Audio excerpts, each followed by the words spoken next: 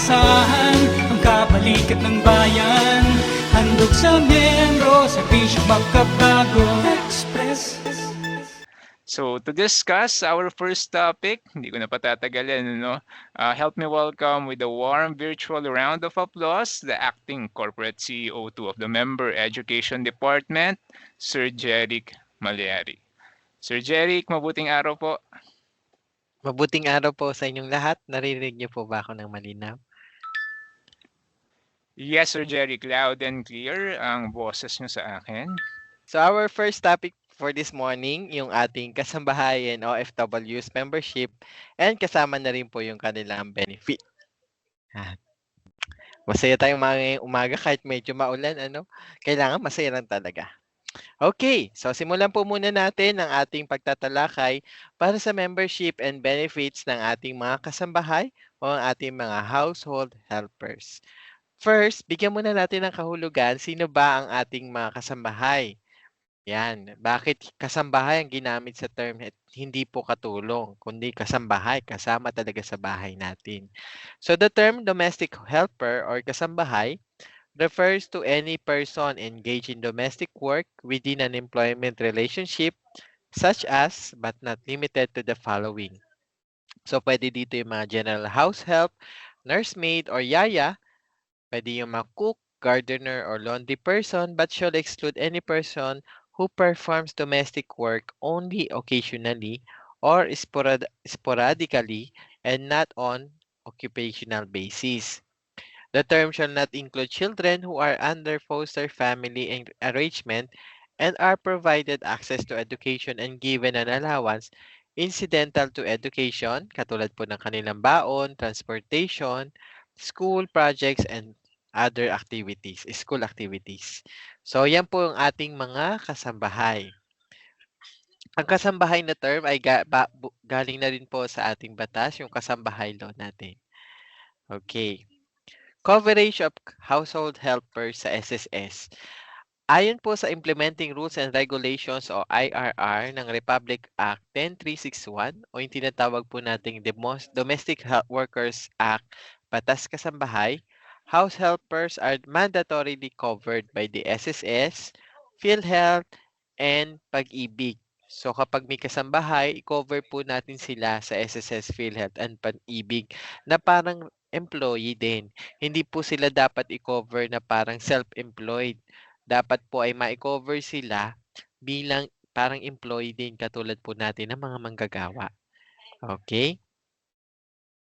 So, a domestic worker, ayon din po sa implementing rules ng SSS law, a domestic worker who has rendered at least 1 month of service shall be covered and shall be entitled to all the benefits provided by the SSS.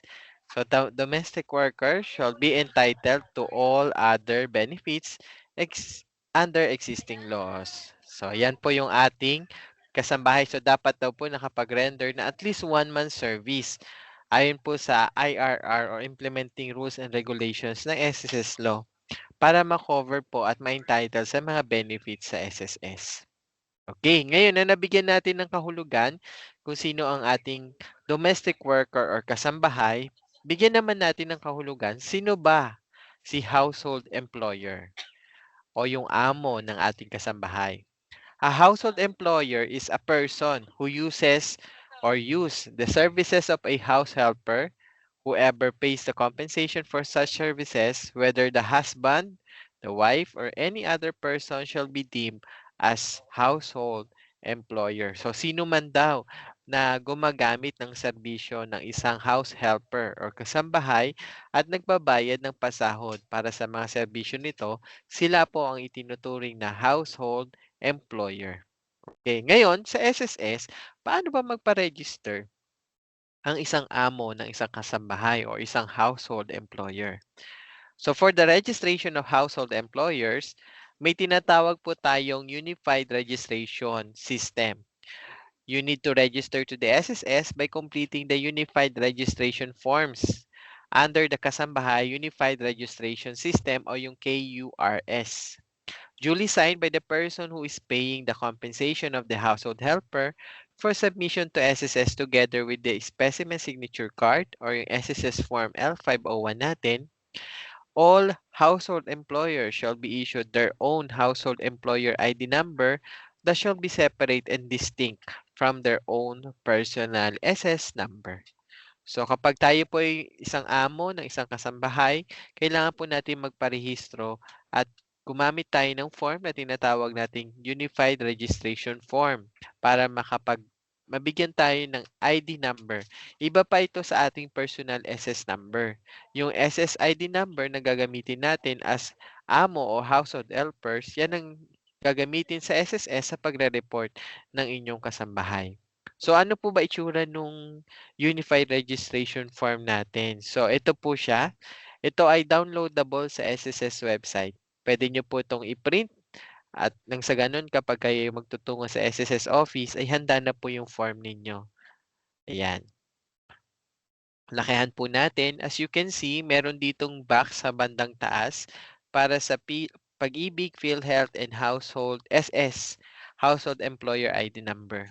And then sa part 2 ng form, nakikita nyo dyan sa ating screen, you need to fill out your personal information katulad ng inyong pangalan, date of birth, your sex, TIN kung meron, yung address po ninyo, and contact information katulad ng telephone number, cellphone number, email, at yung bilang ng kasambahay na meron po kayo. Sa part 2 ng form, nandiyan pa rin po sa inyong screen yung inyong certification na nagpapatunay at inyong sinasabi na ang mga nilagay nyong details or information dito sa inyong form ay tama at totoo at sa gagamitin sa pagre-report sa SSS, PhilHealth at Pag-ibig. Pirmahan lang po dito at ilagay po ang petsa. And then sa part 3 naman, hindi nyo na kailangan fill upan dahil ang SSS na Pag-ibig or PhilHealth ang magpupuno nito. Okay, so yan po yung part 3. Okay. Ano ba ang mga kailangan pag magpapasa ng form na ito sa SSS? So, number 1, if filed submitted personally by the household employer, good news po, wala po tayong supporting documents na kakailanganin. Magdala lamang kayo ng valid ID para sa inyong pagkakakilanlan.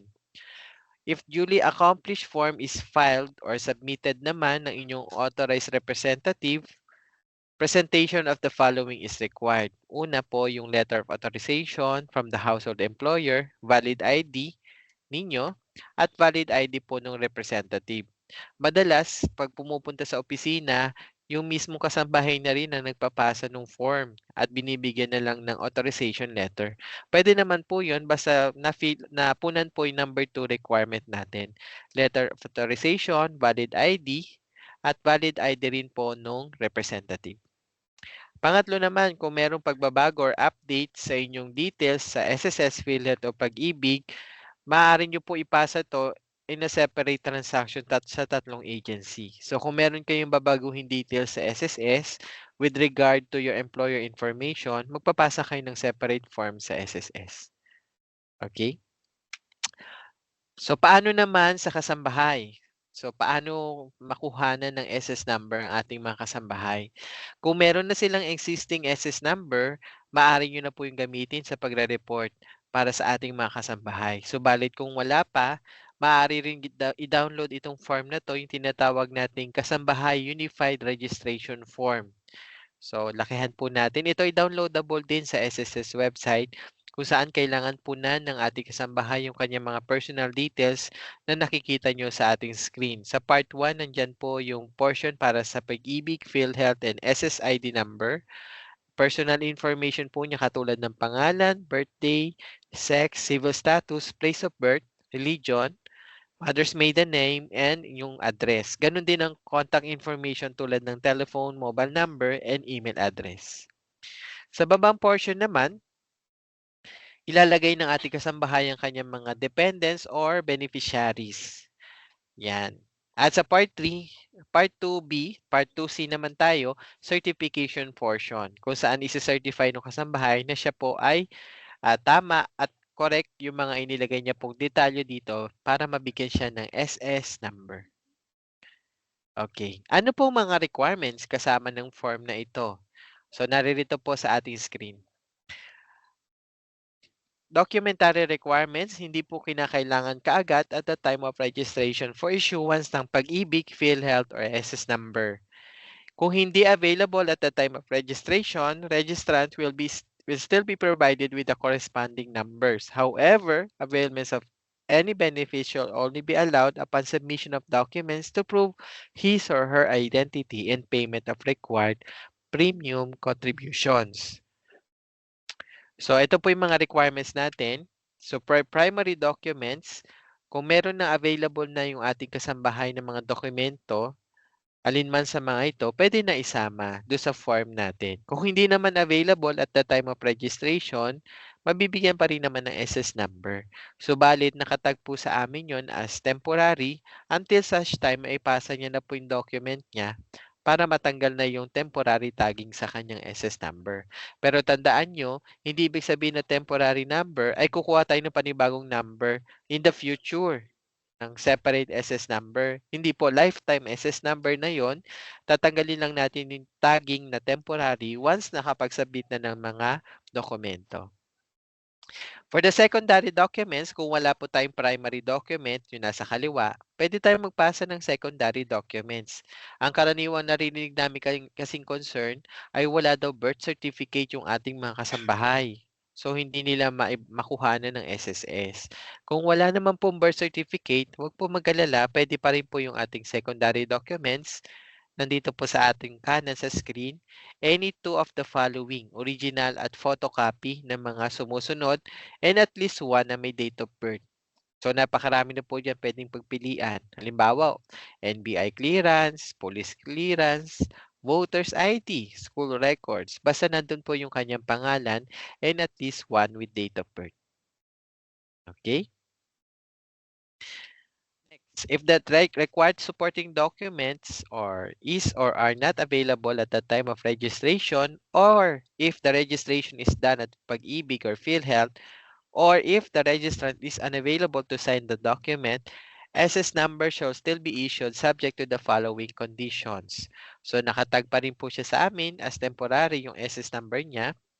The SS number can only be used for contribution payment and employee reporting. So, maaari pa rin gamitin yung SS number for contribution at sa pagre-report sa SSS. Yung submission of primary or secondary documents and or signature in the form is required for conversion of membership status to permanent through member data amendment form, yung tinatawag nating SSS form E4. And availment of SS benefits and loans is only allowed for permanent membership status subject to qualifying conditions. So tandaan niyo po, mabibigyan pa rin ng SS number kung hindi naman handa yung documents at the time of registration. Nakatag lamang to as temporary, subalit maaari yung gamitin for contribution remittance at sa pagre-report ng ating kasambahay. Kung kinakailangan niya na po mag-avail ng mga loans at benefits, doon na yung panahon para maipasa na natin yung ating supporting documents. Kung walang primary, yung mga pinakita natin kanina, maaari alinman sa dalawa doon sa secondary documents, basta isa po sa mga yun ay may date of birth. Okay? So, ito po yung form natin sa pag-update ng record sa SSS. So, SSS form E4 or Member Data Change Request. Ito ginagamit sa pag-update ng personal information, dependents and beneficiaries, at maaaring maipasa po sa SSS. Para sa pag-update ng inyong record sa PhilHealth at Pag-ibig, separate transaction po kailangan yung gawin. Ito pong form na ito ay para lamang sa SSS. Okay? Para naman sa mga amo ng ating mga kasambahay, ano ba ang mga duties and responsibilities na kailangan po nating panindigan o ating panghawakan bilang mga amo ng ating mga kasambahay? So, the household employer is obliged to, number 1, register with SSS and secure an household employer ID number. Ito po ay separate sa inyong personal SS number. Pangalawa, require household helpers to register with SSS and present their SS number for reporting to the SSS for coverage within 30 days from hiring date. So, meron kayong within 30 days para mai-report sa SSS ang inyong kasambahay. And then, enroll to My SSS and in the disbursement account enrollment module o yung tinatawag po nating DAEM. so that reimbursements are deposited directly and safely to the household employer's bank account instead of being sent via check in the mail. Next, deduct from salaries or wages of the house helpers if earning more than 5,000. Their share in the monthly SS contributions based on the gross monthly compensation and remit the same to the SSS together with employer share of contributions and employees compensation or EC using the payment reference number within the prescribed schedule. Tama po kayo ng pagkakaintindi, pagkakakita sa ating screen. Kapag ang sahod daw po ay more than 5,000 pesos, may share na po si kasambahay sa kanyang contribution.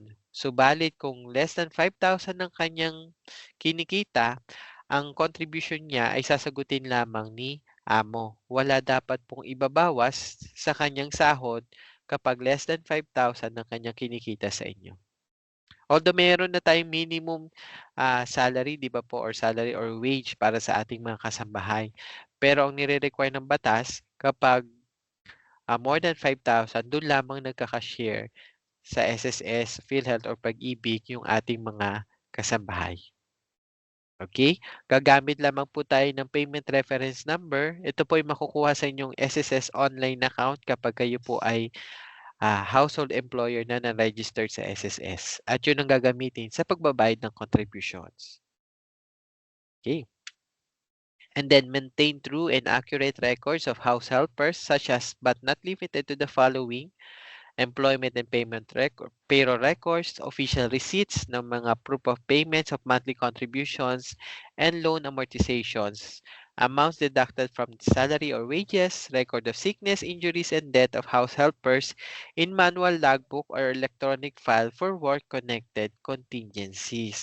Opo, gaya nung nakita nyo doon sa unang bullet natin dyan sa screen, may tinatawag po kasing employees compensation benefits. Ito po yung double recovery benefit kapag may nangyaring may kinalaman sa kanyang pagtatrabaho bilang kasambahay, ay maaari po makakuha ng benepisyo sa SSS at the same time sa EC or employees compensation. Kaya mahalaga po na may records po kayo para in case na magkaroon ng hindi naman natin ipinagdadasal syempre, pero kung magkaroon man ng work-connected contingencies katulad ng pagkakasakit, disability o pagkamatay ng ating kasambahay na may kinalaman sa kanyang trabaho, magkakaroon ng double recovery benefit under the Employees Compensation Program. Okay. Ang susunod nyo siguro itatanong, magkano po ang contribution sa kasambahay? Ang sahod kasi ng kasambahay namin ay more than 5,000. Yan. So, magkano nga ba?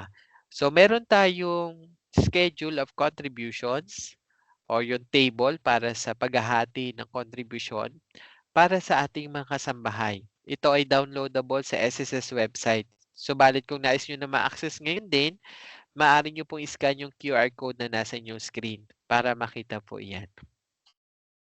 Okay, bigyan ko po kayo ng time. Pwede nyo po i-access or i-screenshot itong slide na ito para po may kopya kayo ng ating contribution schedule. So, bigyan natin ng sample. So, halimbawa po, no, doon tayo sa may 5,000 bracket o range of compensation na 5,000. Makikita nyo po dyan, meron pong share para po sa amo po natin, household employer, at para din po doon sa ating household employee. At sa pinakadulo po ng table na makikita ninyo, ang total amount ng contribution ay 760 pesos. Ayan. Sundan nyo lamang po ito sa schedule of contributions para sa ating mga kasambahay.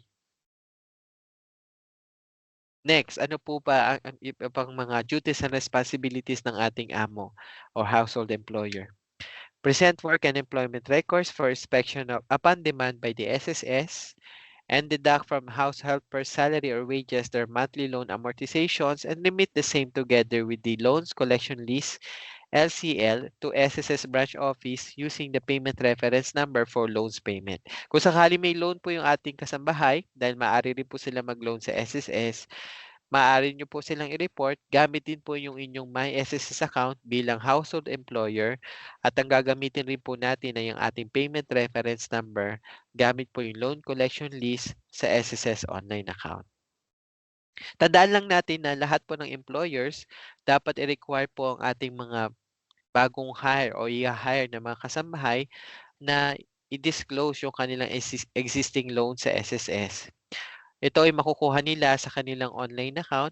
Magiging reference po ninyo ito para sa deduction.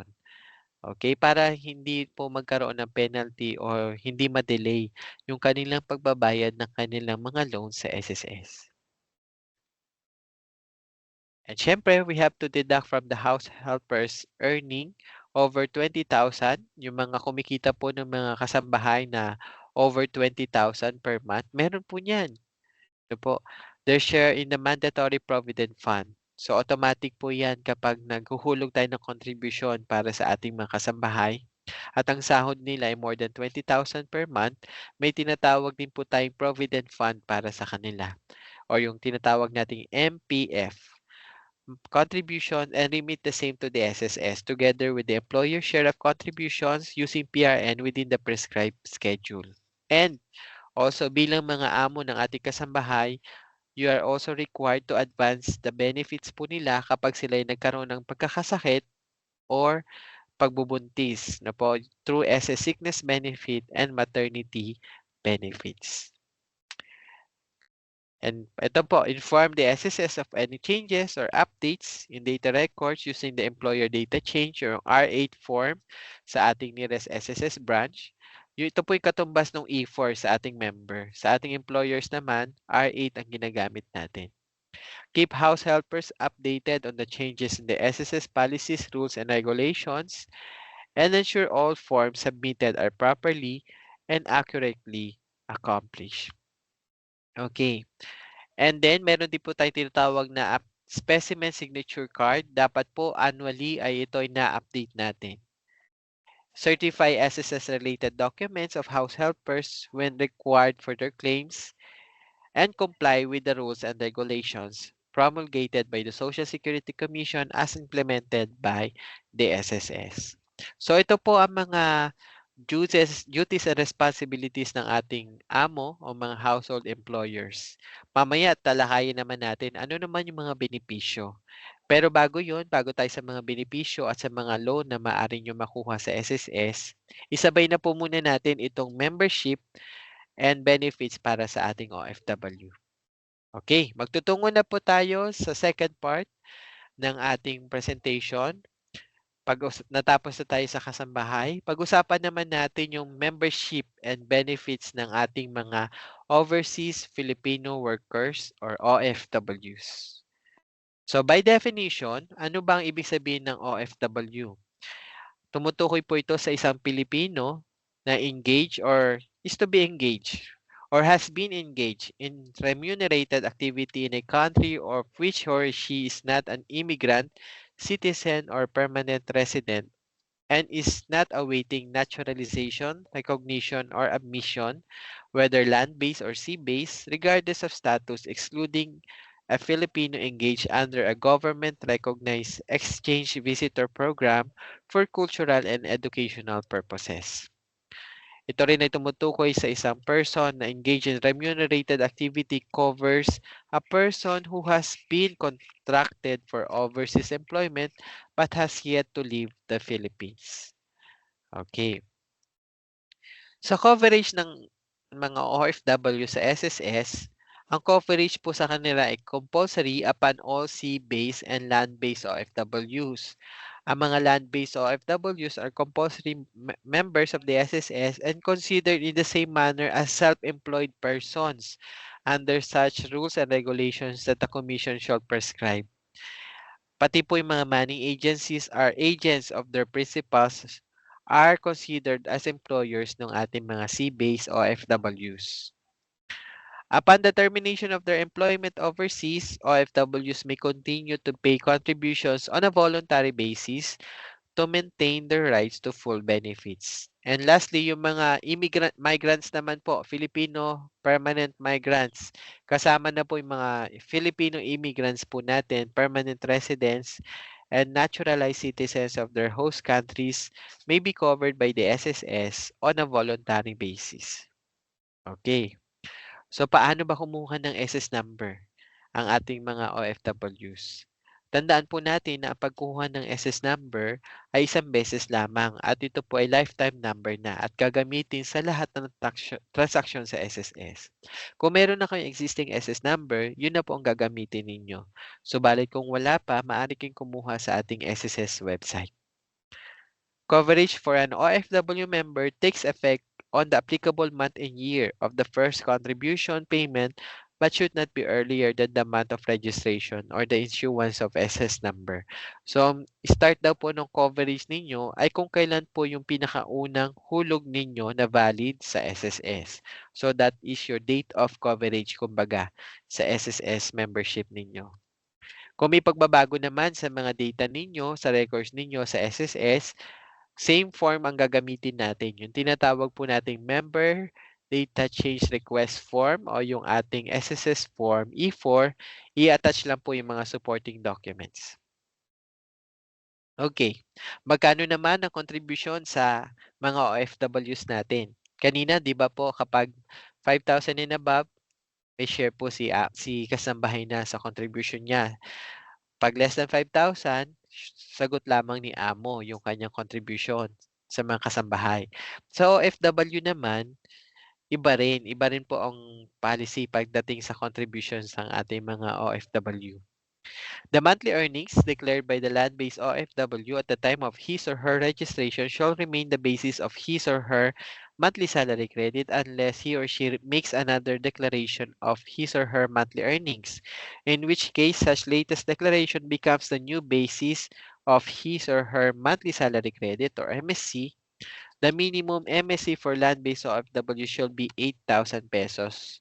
So, yung minimum daw po na monthly salary bracket or credit sa SSS para sa OFW ay 8,000 pesos. Yan po yung bracket, hindi po yung amount of contribution.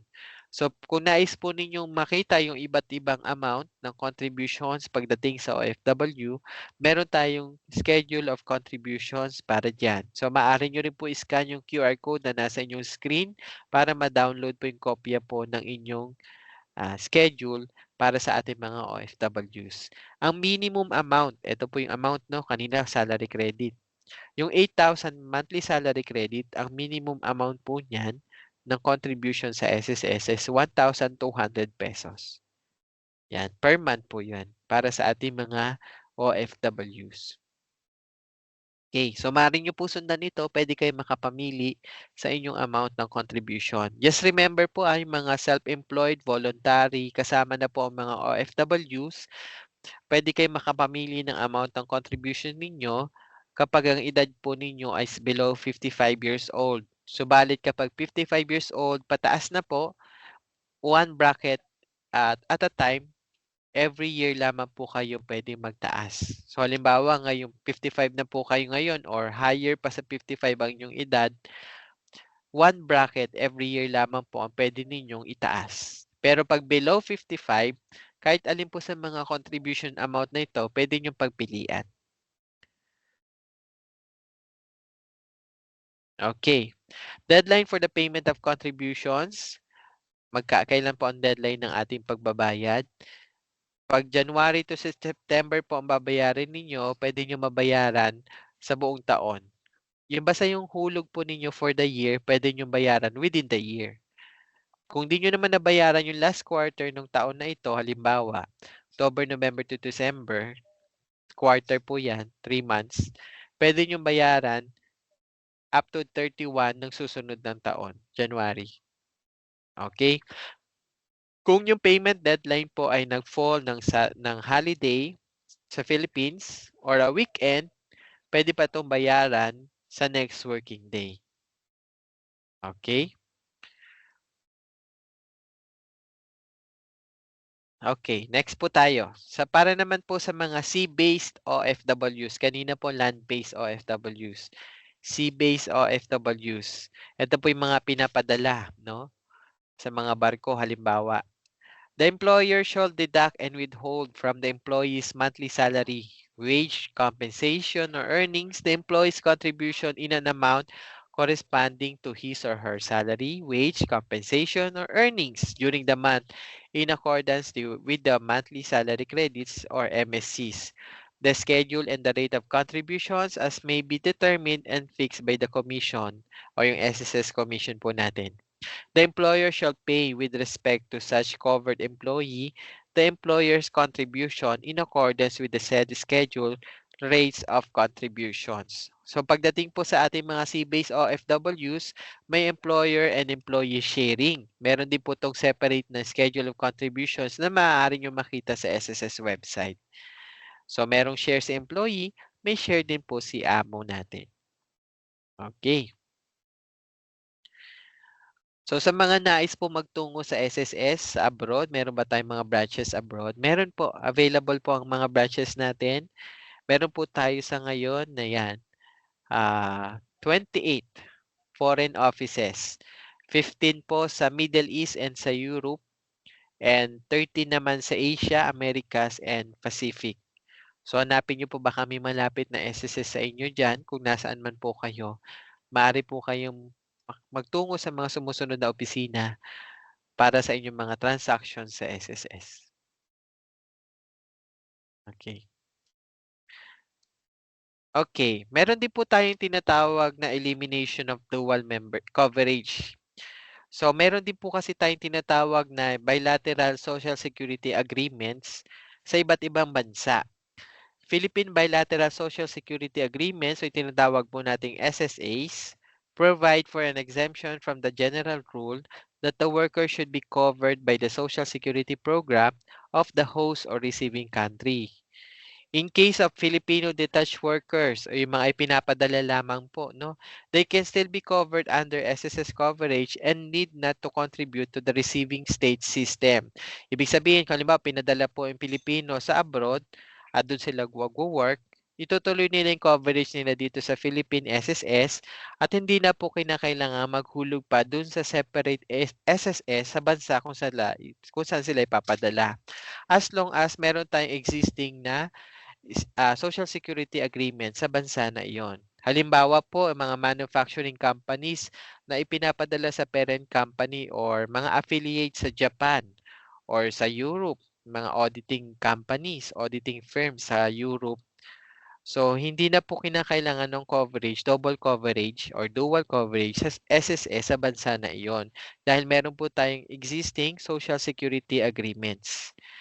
In contrast, an employer who employs expats from countries where we have an SSAs can be excused from covering said foreign nationals in SSS. Kailangan lang po i-download yung form natin na available po sa SSS website at i-report po sa SSS Bilateral Agreements Department. Dito po yan sa SSS main office. Maaari nyo rin po ipadala sa amin yan. It should be noted that through that contribution or continuing coverage from the sending state of the detached worker is for limited period only, subject to extension depending on the country. So meron lamang pong period yung tinatawag po nating continuing coverage para sa mga ito. Kailangan po ng certification from the Bilateral Agreements Department. Okay? So, ano ba mga loans and privileges na benefits ng ating mga kasambahay at mga OFWs. So in summary, naririto po ang iba't ibang SSS benefits. So we have the 7 benefits: sickness, maternity, unemployment, disability, retirement, funeral, and death. Your 7 SSS benefits, your benefits from womb to tomb, from maternity to death. Okay? And also, qualify din po sila sa ating mga loan privileges. We have salary loan, calamity loan, educational loan, at meron din po tayo sa ating mga retirement pensioners na yung ating pension loan program.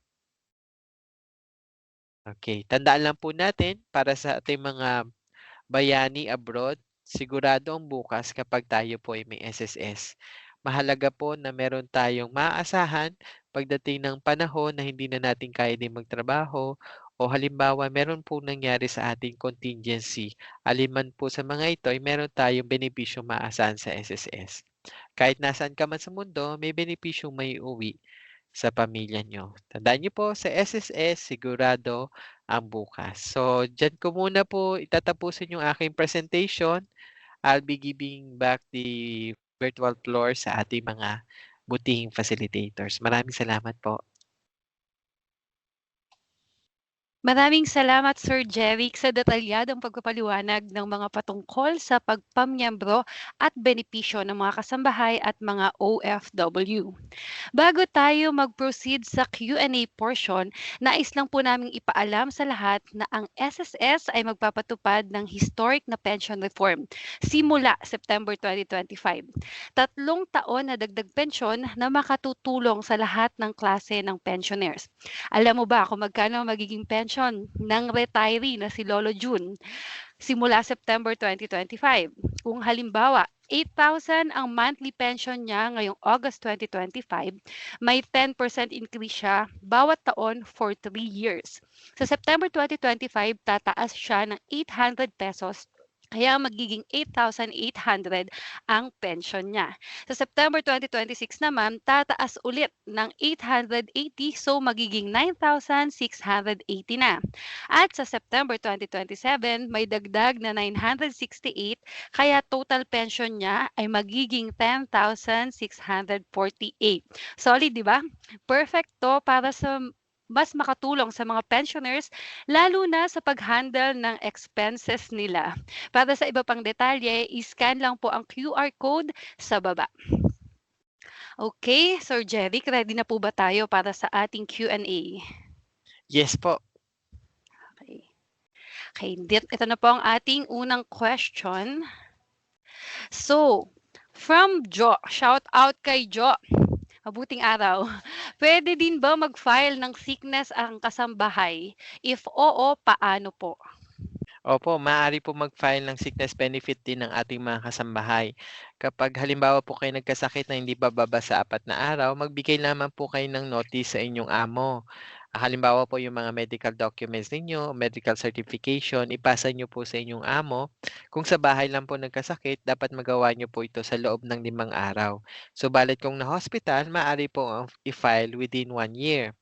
Ngayon, kapag na-file na po ninyo sa inyong amo, ang amo po ninyo i-notify din ng SSS online at kapag na-aprobahan na po yung notification, bibigay po sa inyo, i-advance sa inyo yung inyong sickness benefit at yung amo po ninyo ang magre-reimburse na lang sa SSS.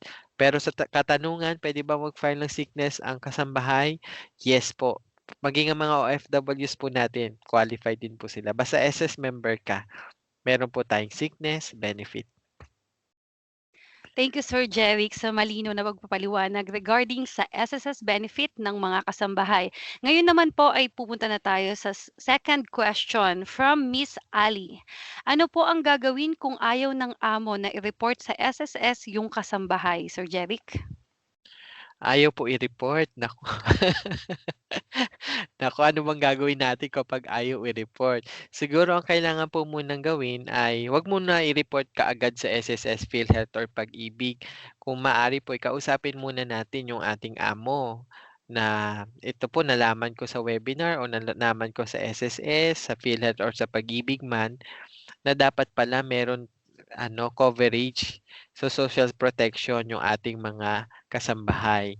So, ipaliwanag nyo, maaari din kasi hindi familiar dito yung ating amo.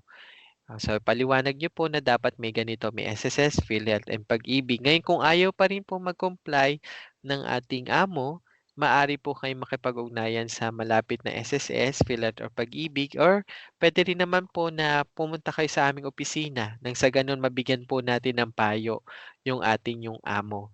Kung gusto nyo po, invite nyo po siya pumunta sa office para makipag-usap sa ating account officer. May mga ganyan po kaming kakilala eh. Ini-invite lang po nila yung amo nila sa SSS office, kwentuhan lang, pinapaliwanag ng maayos ano yung kahalagan ng SSS coverage para mabigyan din sila ng linaw. Minsan nag-ano pa yun, wow, may ganun pala ang SSS.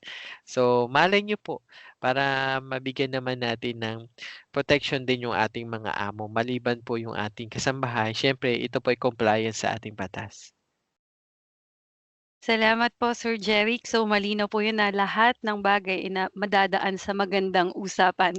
Ito na ang ating question number 3. From Anonymous, ayaw niya magpakilala. Ano po ang gagawin kung ayaw ng amo na i-report sa SSS yung kasambahay? Kagaya po nung nabanggit ko kanina, so kausapin niyo muna po. Kung ayaw talaga, maaari po makipag-ugnayan sa malapit na opisina para nang sa ganun ay maaaring kausapin muna nung ating account officer yung kahalagahan po ng coverage ng kasambahay. Okay, salamat po ulit, Sir Jeric, sa ating question number 4 from Anonymous ulit. Paano kung 2 weeks lang ang kasambahay? Ire-report pa din po ba? Ayon po sa implementing rules and regulations po ng SSS law, dapat po nakapag-cover o nagtrabaho na po yung ating kasambahay for at least 1 month bago po ma-cover sa SSS. Kung 2 weeks pa lamang po, so maaring ito po ay parang sporadic na membership or coverage. So, hindi pa siya covered for SSS coverage under the kasambahay.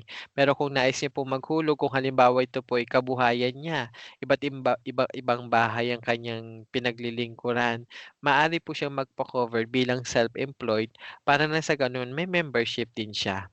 Pero kung 2 weeks po, hindi po ito covered under the kasambahay law. Pero kung ginagawa niya po ito sa iba't ibang tahanan bilang kanyang kabuhayan, maaari po siya mag-report or magpa-member bilang self-employed. Okay, thank you, Sir Jeric. At ito naman po ang huling katanungan mula sa ating mga ka-eskwela ngayong umaga sa iyong topic from Ma'am Farah. Paano makakapag-file ng maternity benefit ang OFW? Opo. Ang mga OFW po, ang sickness, maternity, maging po yung karamihan ng ating mga benepisyo ngayon ay online filing na. So kahit nasaang bansa po kayo, basta may internet connection at meron kayong online account sa SSS, maaari nyo ma-file ang inyong mga benepisyo. Kabilang na po ang maternity benefit. Online filing po tayo dyan. Mag-notify lamang po muna tayo pag tayo nagdadalang tao na ng inyong pagbubuntis. Notify po muna. And then kapag kayo'y nanganak na, ay maaari na po i-file yung ating benepisyo sa pagbubuntis o yung ating maternity benefit. Ang kakailanganin po dyan yung ating birth certificate ng ating baby and other documents depende po sa inyong case. Ayan, may pahabol pa po tayong isang katanungan, Sir Jeric. Sa pang-anim na katanungan from Anonymous ulit. Is there a minimum number of kasambahay para sa RA 10361? For example po, isa lang ang kasambahay. Required pa din po ba ang government-mandated benefits? The answer po is yes. Kagaya ko po, ako ay nagkaroon ng isang kasambahay noon. At isa lamang po siya pero syempre lahat ng benefit po ay pino-provide po namin sa kanya. So meron pa ring mga allowance, may mga rest days. So ganun din po kahit wala po yan sa bilang. Basta meron kayong at least 1 na kasambahay, dapat mai-report po for coverage sa SSS. Maraming salamat ulit, Sir Jeric, sa malinaw na pagsagot ng mga katanungan ng ating mga participants. Maasahan ang kabalikat ng bayan. Handog sa miyembro, serbisyong magkabago. Express